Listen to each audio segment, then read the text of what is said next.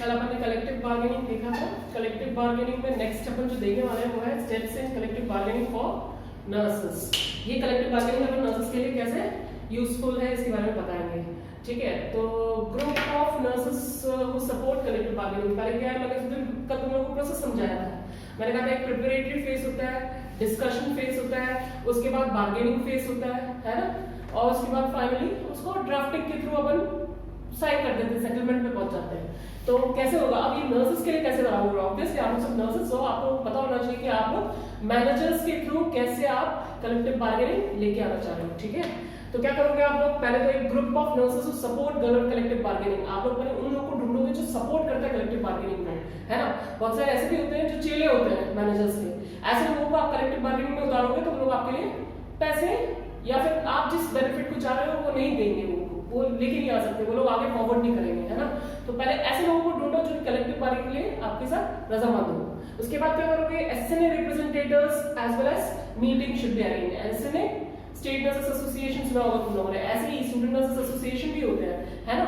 तो nurses association बनाओ और उनके रिप्रेजेंटेटिव्स को निकालो और उन लोगों से बोलो कि एक ऐसी मीटिंग ऑर्गेनाइज करें कि वहां पे जितनी भी नर्सेस है, अवेलेबल नर्सेस है, उन लोगों को इकट्ठा करके लेके आ सके कि जिससे जो नर्सेस इंटरेस्टेड है कलेक्टिव बार्गेनिंग में और अपने प्रॉब्लम्स के साथ वो लोग एक जॉट डाउन करें पेपर में और फाइनली वो ड्राफ्ट बन जाए, ठीक है। फाइनली क्या करोगे, feasibility to organise the campaign. आप पहले ढूंढोगे कि कैंपेन कब ऑर्गेनाइज किया जा सकता है। तुम लोगों को पता है हॉस्पिटल में जो नर्सेस काम कर रही है शिफ्ट ड्यूटीज में काम कर रही है ना, मॉर्निंग इवनिंग नाइट ड्यूटीज में काम कर रही है। तो पहले फिजिबिलिटी देखो कि भाई ऐसी मीटिंग्स कब ऑर्गेनाइज की जा सके कि जिससे सारी नर्सेस जो अलग अलग शिफ्ट में है वो नर्सेस भी उसको अटेंड कर सके। तो हो सकता है कोई जीएच में या फिर हो सकता है कि 2 शिफ्ट के बीच वाली ड्यूरेशन में भी आप ऑर्गेनाइज कर सकते हो ऐसी मीटिंग्स हो कि जिससे मोर और मोर उसमें नर्सेस पार्टिसिपेट कर सके कलेक्टिव बार्गेनिंग में और नए आइडियाज के साथ आ सके। Then do research for the plan of action. Obviously आपको पहले पता होना चाहिए कि एक्शन क्या पुट फॉरवर्ड करना है। तो उसके लिए पहले क्या करना पड़ेगा, स्टाफ को पहले फाइंड आउट करना पड़ेगा कि प्रॉब्लम्स क्या क्या है जिसके लिए आप कलेक्टिव बार्गेनिंग करोगे। जैसे कि वेजेस हो सकता है, बेनिफिट्स हो सकते हैं, वर्किंग कंडीशन में सुधार कैसे लाना है, इन सब के बारे में आपको प्लान ऑफ एक्शन लाना पड़ेगा।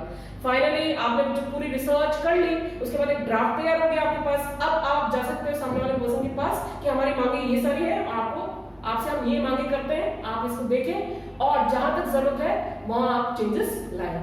फिर एस्टैब्लिश कमिटीज एंड सब कमिटीज। आप लोग पता है कमिटी और सब कमिटीज, जैसे आप जानते हो कि एक प्रेसिडेंट बना दो उस ग्रुप का, फिर वाइस प्रेसिडेंट बना दो, ट्रेजरर बना लो, कि जिससे ये लोग जो है वो सपोज ट्रेजरर की बात करें अगर मीटिंग की, तो जो कमिटी के ट्रेजरर होंगे वो मीटिंग्स को ऑर्गेनाइज करने के लिए पैसा कितना चाहिए उसके बारे में डिसाइड कर सकता है, कहां पे ऑर्गेनाइज होगा वेन्यू डिसाइड कर सकता है, और अगर मीटिंग्स के दौरान रिफ्रेशमेंट जैसी चीजें और आई है तो उसके बारे में डिसाइड कर सकता है। कौन डिसाइड करेगा, ये ट्रेजरर डिसाइड करेगा जिसके पास पैसे की फंडिंग होती है, ठीक है। तो कमिटीज और सब कमिटीज को ऑर्गेनाइज करो। Then informal meeting for the nurses who are eligible for collective bargaining, है ना। इनफॉर्मल मीटिंग, ये तो फॉर्मल मीटिंग की बात हो रही थी यहां तक। अब इनफॉर्मल मीटिंग्स भी ऑर्गेनाइज करो। कुछ नर्सेस ऐसी होती है जो शाय नेचर की होती है, कुछ नर्सेस ऐसी होती है जो दबी हुई होती है किसी ना किसी पॉलिटिकल पावर के कारण या फिर किसी ना किसी के इन्फ्लुएंस के कारण। तो ऐसी नर्सेस के लिए आप लोग इनफॉर्मल मीटिंग्स ऑर्गेनाइज करो और जानो कि उनका कारण क्या है कि मीटिंग्स में ऑर्गेनाइज मीटिंग्स वो लोग अटेंड नहीं कर पा रहे हैं। फाइनली जब वो रजामंद हो जाए तो उन लोगों को फॉर्मल मीटिंग्स में उतारो। Then keep the line of communication open for nurses.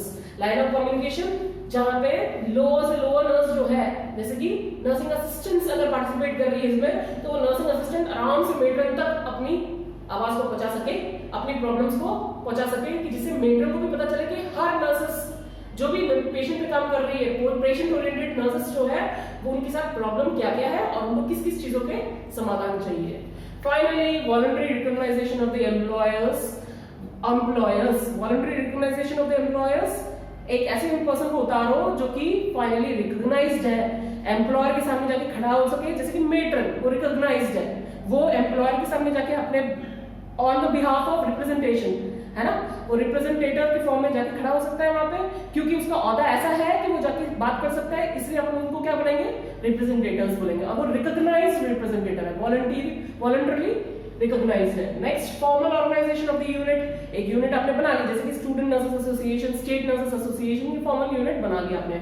उसके बाद क्या होता है, ये यूनिट जो है वो अपने क्या कहते हैं ठप्पा लगाने के लिए कहाँ जाएगा, एक नेशनल लेबर रिलेशनशिप बोर्ड के पास जाएगा कि वो बार्गेनिंग एजेंट कराया जाए अब से, ठीक है। तो ऐसी यूनिट जो तैयार हुई है, फॉर्मल यूनिट जो तैयार हुई है, वो बोर्ड के पास जाएगा और सर्टिफिकेशन लेके आएगा, मान्यता लेके आएगा कि उनको अब से एक बार्गेनिंग एजेंट बोला जाए। फाइनली वो इनिशिएट करेंगे कॉन्ट्रैक्ट को, नेगोशिएशन में जो जो प्रॉब्लम्स है वो सारी रख ली उन्होंने आपस में एक दूसरे के बीच में। उसके बाद फाइनली उन्होंने ड्राफ्ट तैयार कर लिया और अब वो नेगोशिएशन के लिए जा रहे हैं किसके पास, मैनेजमेंट के पास, कि हमारी ये सारी प्रॉब्लम है और हम लोग को आप इस चीजों के लिए समाधान चाहिए। Know your legal rights of the manager as well as nurses, आपको पता होना चाहिए, आपका दायरा आपको पता होना चाहिए। आप कहते हो कि हर चीजों को आप सामने प्रेजेंट नहीं करते हो, तो what are rights of nurses and what are the rights of manager, ये दोनों आपको पता होना चाहिए, है ना। आप कहते हो उसका दायरा भी उसको पता है, हमारा दायरा भी हमको पता है, जहां तक जरूरत है आप अपने दायरे में बने रहे, है ना, आप बियॉन्ड द लिमिट नहीं जा सकते हो। Then act clearly in the law all time, हमेशा लॉ के अंतर्गत ही रह के आप बात करोगे, है ना।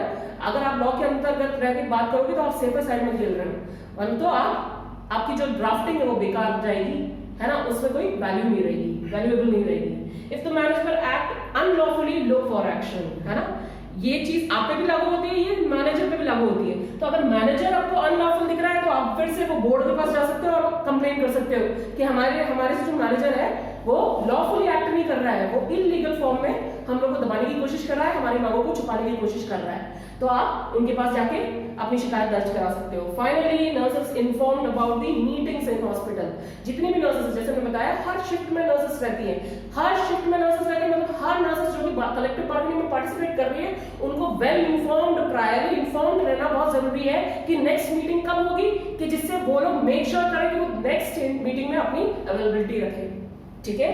इससे क्या होगा, एक्टिव मेंबर्स मिलेंगे आप लोगों को, इससे क्या होगा, लगेगा कि यूनिट में मेंबरशिप है, यूनिटी है, यूनियन है, ठीक है। Finally meeting times adjusted according to the shift nurses, जैसे मैंने बताया जितनी भी मीटिंग टाइम्स है शिफ्ट नर्सेस के अकॉर्डिंगली मेंटेन रहेगी और जब हो सके उतनी अवेलेबिलिटी पे नर्सेस को लाया जाए कि जिससे उनकी शिफ्ट भी एडजस्टेड रहे और नर्सेस भी पार्टिसिपेट कर सके कलेक्टिव बार्गेनिंग में।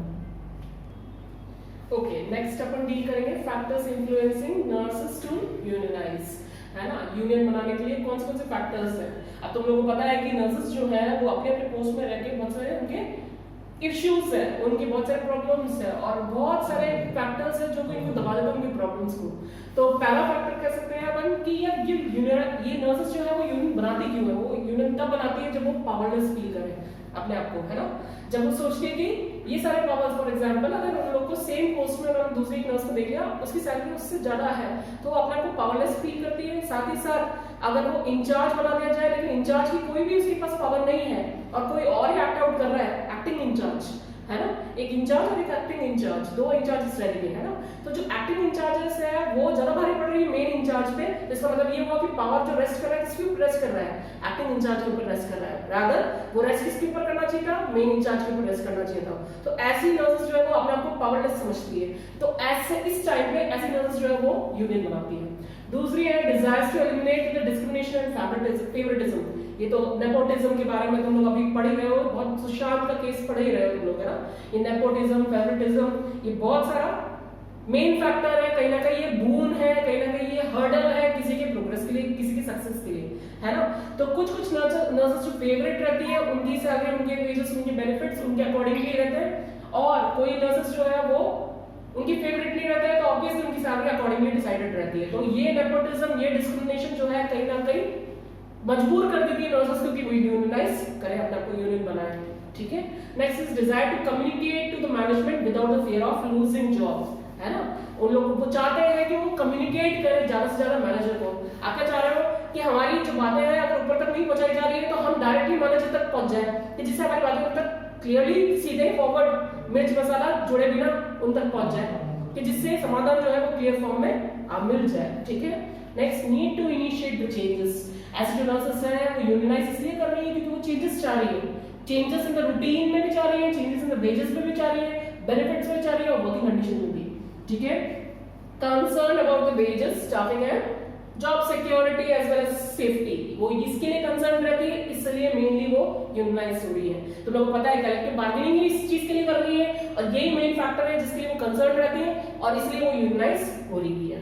तो ये सारे फैक्टर्स है कि वो नर्सेस क्यों यूनियन बनाती है अपनी। Next and the last topic of collective bargaining वो है स्ट्राइकिंग। स्ट्राइक तुम लोगों को सबको पता है, स्ट्राइकिंग क्या होता है, बॉयकॉटिंग, है ना।